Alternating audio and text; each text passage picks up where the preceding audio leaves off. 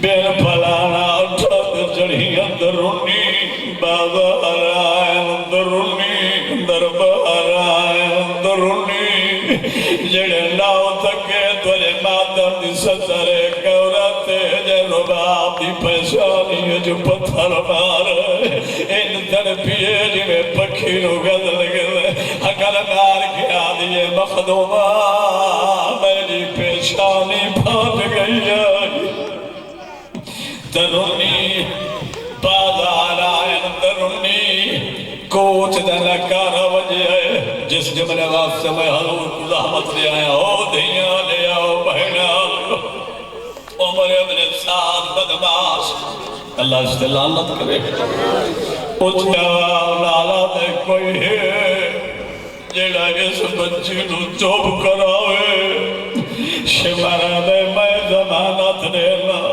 ہو سیدو ویر سیدو من ولید محمد دی قسم سجاد بھیڑ کو ہتھا دے جائے پھوپی دے محمد کو لائے حقل مار کے لے امو میری بھیڑ کو محمل اچھبیلا شمار تاویانا لے کے سجاد دی کر پچھو آئے ایو جی استقبال کی تے سجاد دی آواز آنیے میری کان زخمی جیدے رہو بھائی جیدے رہو میں کیوں مرے میں آدھے آدھے تیری بھیڑ بکھرے اوٹھ دے بہنے سجاد دی آواز آنیے میری جاؤ شالا دی بھیڑ کیوں شرما کے بیٹھے رہو دیو وین کر کرو منازدار ماتنی دی شان آلے تیری بھیڑ بکھرے اوٹ دے بانے جل رو دیئے سارے آرام جو خلال پھوڑے سجاد دی آواز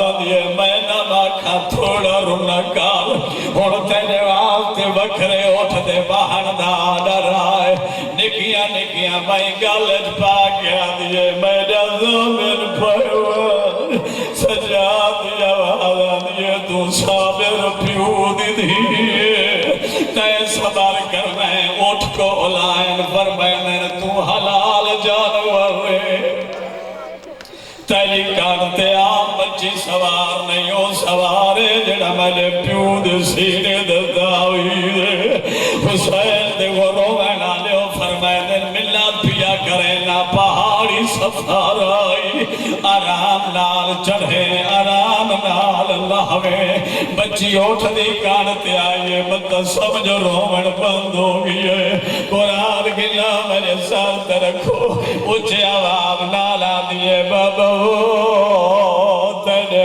قاتلہ دیا دیا نرم بستریت ستیاں پھیائیں میں بھی گلیاں اٹھ دے چڑھیا لیا عمر ابن سعد شمار دھوڑی ٹھے جماعت میں آئے بیٹھے ہو ماتم دی دعوت پیا لینا شمار تازیانا چاہے جتنے سید بیٹھے ہو دیکھو میں لو اس بدماش غصے نال اٹھنو تازیانا مارے ہو میں قربان تھی بھوان تازیانا لمبا کچھ اٹھنو لگا ہے تے کچھ سکینہ دے ہتھا تے لگا ہے ماتم کرو تھوڑے مذہب تو ماتم جائے بچی دی چیخ نکل گئی ہے اکر مار کے آدھیے وے ویر میرے ہاتھ چھوڑ گئے جیدے رہو بھائی جیدے رہو پھر دی کوشش کرائے تھوڑے مذہب جماعت میں جائے پیا وین کی در اکر مار کے آدھیے وے ویر میں جھڑ دی پیا سکینہ دے پیرا تلے دو ہاتھ آئین سیدہ دے کان مجھت منت لاوے گا مکی ہوئی آواز دیئے میں کیت کیت رو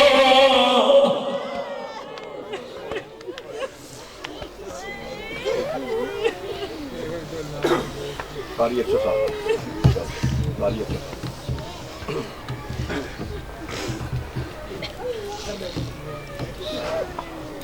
بلانتر سوال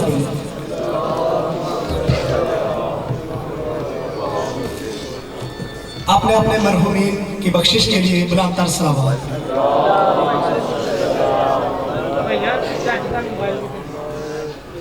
اور دعائے خیر کیجئے जनाब ज़िशान भाई के लिए और उनके छोटे भाई के लिए कि अल्लाह ताला इनको बहुत जल्द औलाद नरीना से फैज़याब फरमाए। जनाब सैयदा सकीना सलामुल्लाह अलैहा के सदके, जनाब अली असगर अलैहिस्सलाम के सदके जितने भी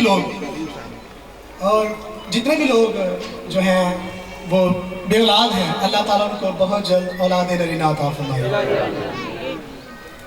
और आमीन कहना इतना ज़्यादा ज़रूरी है किसी भी दुआ पर कि छठे इमाम अलैहिस्सलाम ने तो यहाँ तक इरशाद फरमाया कि बुखील है वो शख्स जो कोई दुआ करे मोमिन और उस पर वो आमीन ना कहे।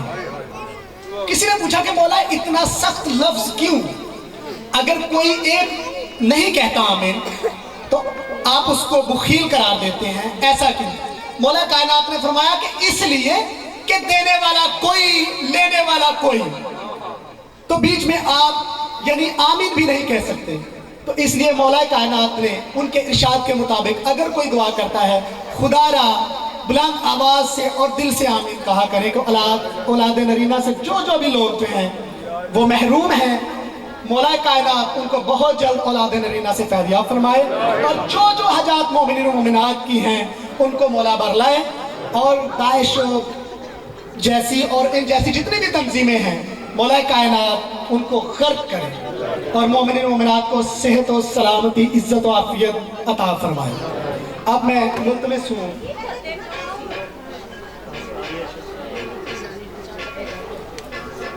कारी अशर साहब से मुल्तमिस हूँ कि वो आए और फ़ज़ाइल मोहम्मद व आले मोहम्मद अलैहिस्सलाम बयान करें। बुलंद तर सलावत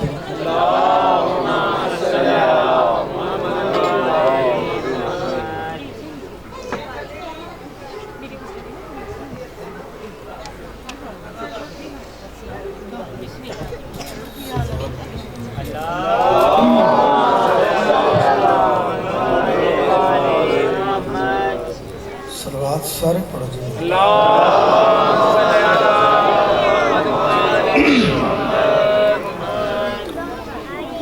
أعوذ بالله من الشيطان اللعين الرجيم بسم الله الرحمن الرحيم الحمد لله الذي لا يبلغ مدحته القائلون ولا يعصي نعمه الرد ولا يؤدي حقه المجتهدون الذي لا يدركه بعد الهمم ولا يناله غوص الفتن الذي ليس لصفته حد معدود ولا نعت موجود ولا وقت محدود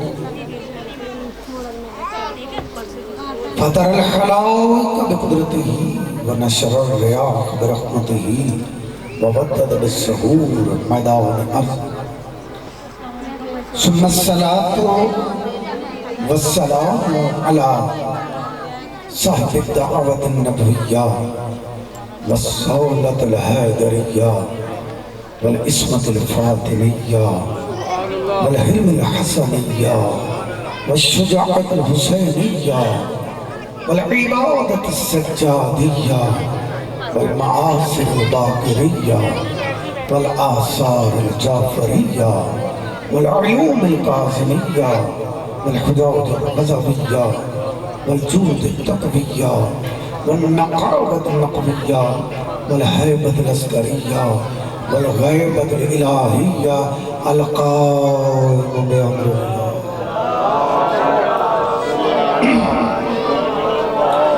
أما بعد فقد قال الله سبحانه وتعالى في محكم كتابه المجيد وفرقانه الحميد وقوله الحق وهو أصدق الصادقين بسم الله الرحمن الرحيم تبارك الذي بيده الملك وهو على كل شيء قدير الذي خلق الموت والحياة ليبلوكم أيكم أحسن عملا مل کے درود پڑھو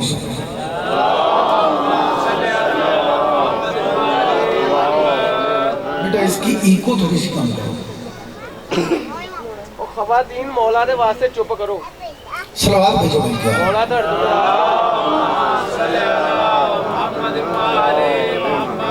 مہربانی جی ایک ہی بار میں بھی گزارش کروں گا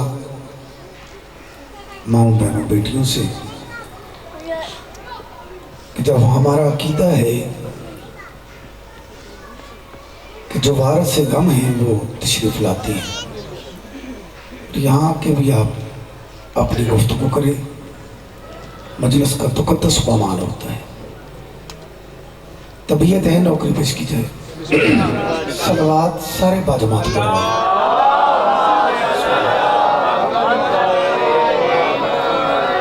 ہم کے لائق وہ خدا ہے، تعریف کے لائق وہ خدا ہے کہ جس نے کلزم لا سے گوہر مقام کو خلق کیا اور خود لا مقام ہوا۔ تعریف کے لائق وہ خدا ہے کہ جس نے گوہر وحدت کو صدف کثرت میں پنہا کر کے جوہریان دریائے معرفت اور غواسان کلزم حکمت کو میوہ حیرت کر دیا۔ جتنے میرے دوست پیچھے بیٹھے ہیں بزرگوں کو چھوڑ کے وہ مہربانی فرماؤ یہ پیچھے سے آگے آ جاؤ۔ نعرہ تکبیر، اللہ اکبر، نعرہ تکبیر، مہربانی جی، اللہ اکبر، نعرہ رسالت، یا رسول اللہ، نعرہ حیدری، یا علی یا علی یا علی مدد حق ہے۔ اور محمد والے محمد بلندر صلوات۔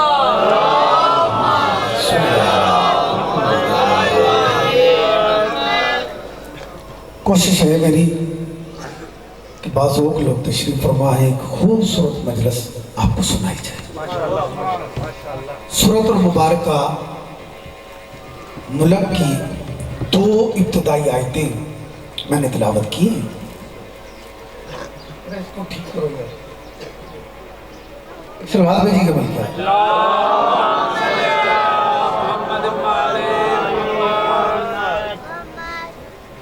ذہن میری طرف ہے۔ مالک اپنا قانون واضح کر رہا ہے۔ اللہ رب العزت کا ارشاد ہو رہا ہے تبارک الذی بیدہ الملک۔ ترجمہ بلا تفریق مذہب و ملت یہی کیا جاتا ہے، پاک ہے وہ ذات، سبحان ہے وہ ذات کہ جس کے قبضہ قدرت میں پوری کائنات ہے۔ لیکن میں اس کا لفظی ترجمہ کرتا ہوں تبارک الذی بیدہ الملک، پاک ہے وہ ذات جس کے ہاتھ میں پوری کائنات ہے۔ بڑی نوازش میں جو عزیز ابھی تک نہیں سمجھے میں ان کے لیے آسان کرتا ہوں۔ پاک ہے وہ ذات جس کے ہاتھ میں، مہربانی بھائی بہت اچھا سننے والے آپ، پاک ہے وہ ذات جس کے ہاتھ میں پوری کائنات۔ یا تو ہاتھوں والا اللہ دکھا،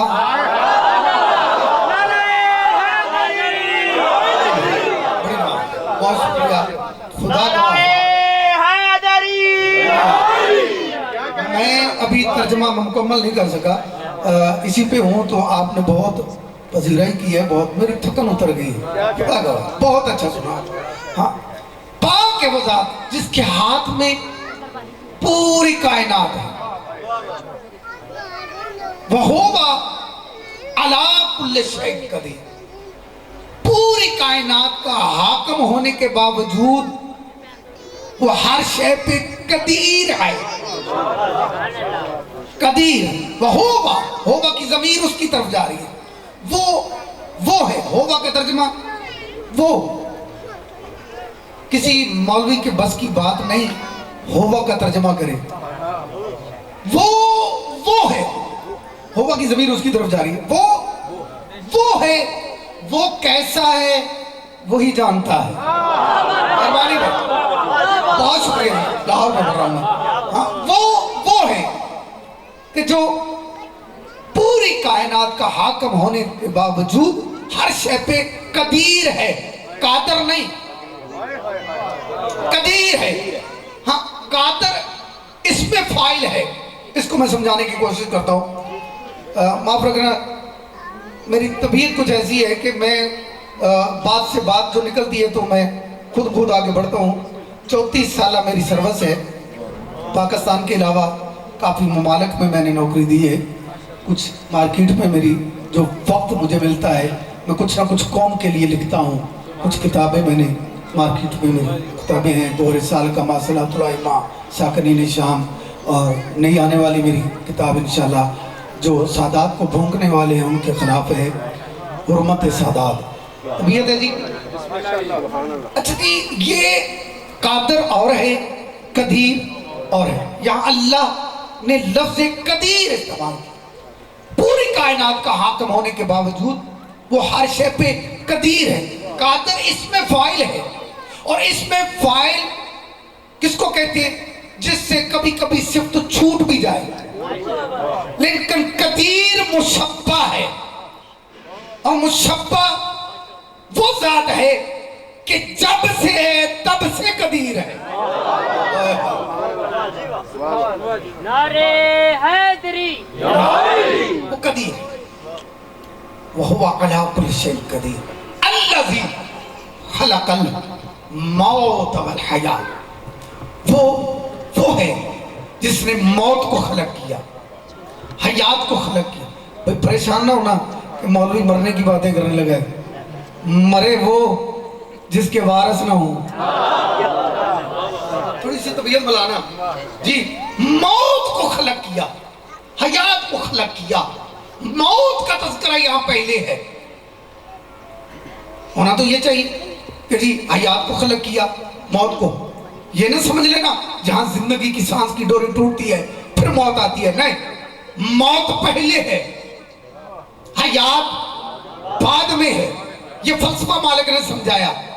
یہ کیا فلسفہ ہے؟ موت پہلے، حیات بعد میں. ڈاکٹر اقبال نے، میں شاعر اقبال سے تعلق ہے میرا، ڈاکٹر اقبال نے 2 سطروں میں اس کو سمجھایا ہے کہ مسلمان جی نہیں سکتا مر لیتا نہیں جب تک یہ دریا چڑھ نہیں سکتا اتر لیتا نہیں جی. یہ موت کو مقدم اس لیے رکھا کہ جو حیات پہ حاوی ہو جائے. موت پہلے، پتہ چل گیا جو پہلے ہے وہ بعد والی شے پہ حاکم ہے. تو پہلے موت ہے؟ نہیں، موت کو بھی اللہ نے مخلوق کہا ہے، حیات کو بھی مخلوق کہا ہے. موضوع خوشک نہیں. میں نے کبھی ایسے نہیں پڑھا کہ مرنے کے بعد جو ہے قبر میں بچھو آئیں گے، سانپ آئیں گے. اگر یہ ساری مخلوق مومن کی قبر میں آنی ہے پھر علی ولی اللہ پڑھنے کا فائدہ ہی کیا؟ نعرہ حیدری.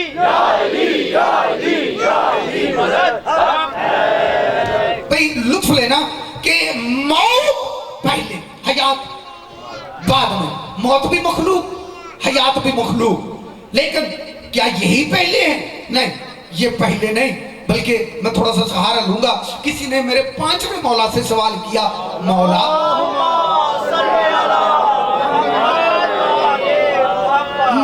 آپ کب سے ہیں؟ ایسے ملانا میرے نوجوانوں. ہاں، آپ کب سے ہیں؟ یہ جب کب کی بات ہی نہ تھی، وہ تھے. آپ کب سے ہیں؟ مولا نے جو ارشاد فرمایا، مولا فرماتے قد خلق اللہ انوارنا. قد، یہاں قد استعمال ہوا ہے. تحقیق اللہ نے سب سے پہلے ہمارے نور کو خلق کیا. پہلے کیا خلق ہوا جی؟ بولنا میرا ساتھ دینا. میں 2-4 فرمان پڑھ کے نتیجہ دوں گا انشاءاللہ. کیا خلق ہوا پہلے؟ نور خلق ہوا. نور کو خلق کر کے پھر فرمایا سوء دہرن. اس نور کو خلق کر کے اللہ نے دہر میں رکھا. کہاں رکھا؟ میرا ساتھ دیتے ہیں نا. میں نے بہت بڑا نتیجہ دینا ہے. پہلے نور خلق ہوا، پھر کہاں رکھا؟ دہر. اچھا، اس کو سمجھانے کی کوشش کرتے ہیں. دہر کیا ہے؟ یہ تو ڈاکٹر اقبال نے بھی سمجھایا. دہر میں اس میں محمد سے اجالا کر دے. لیکن میں تھوڑی سی کوشش کرتا ہوں. دہر کیا ہے؟ دہر کے معنی ہے زمانہ. کیا معنی ہے جی؟ زمانہ. اللہ زمانے کے لیے قرآن میں ایک لفظ استعمال کر رہے ہیں، والعصر. عصر کے معنی بھی زمانہ.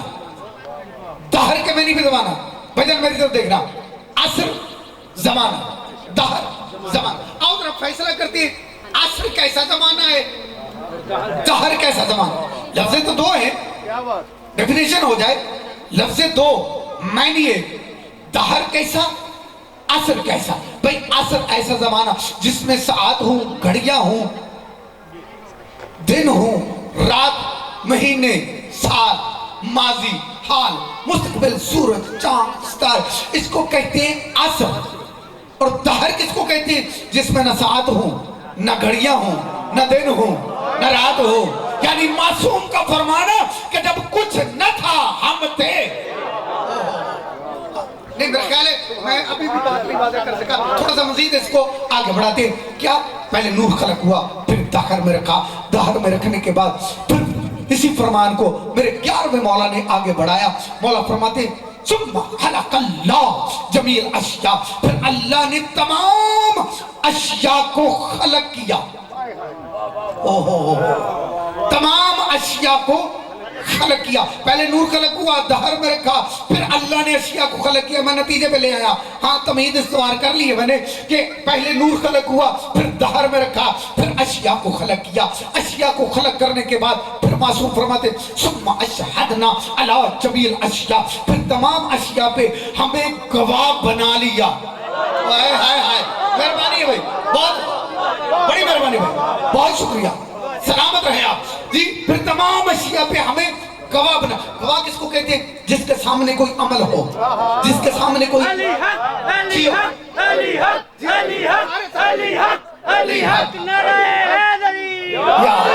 اچھا نہیں میں آسان کرتا ہوں. اقرار بھائی طبیعت ملانا میرے ساتھ تھوڑا سا، میں بہت محنت کر کے یہاں تک لے آیا ہوں.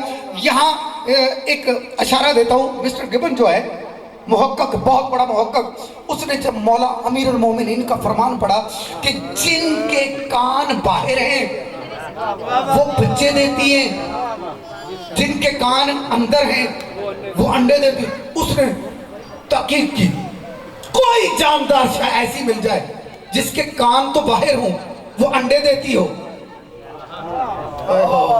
اور جس کے کان اندر ہوں وہ بچے دیتی ہو. تھک ہار کے ایک نتیجے پہ پہنچا، اسی بات پہ لے آ رہا ہوں.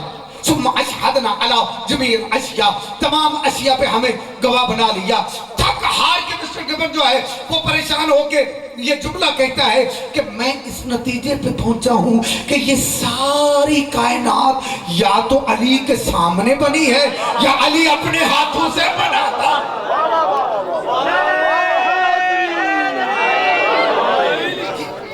ایک سلوات بھیجی گا مل کے.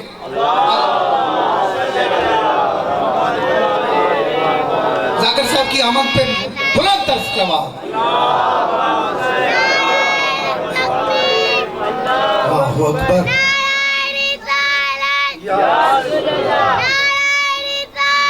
یا رسول اللہ،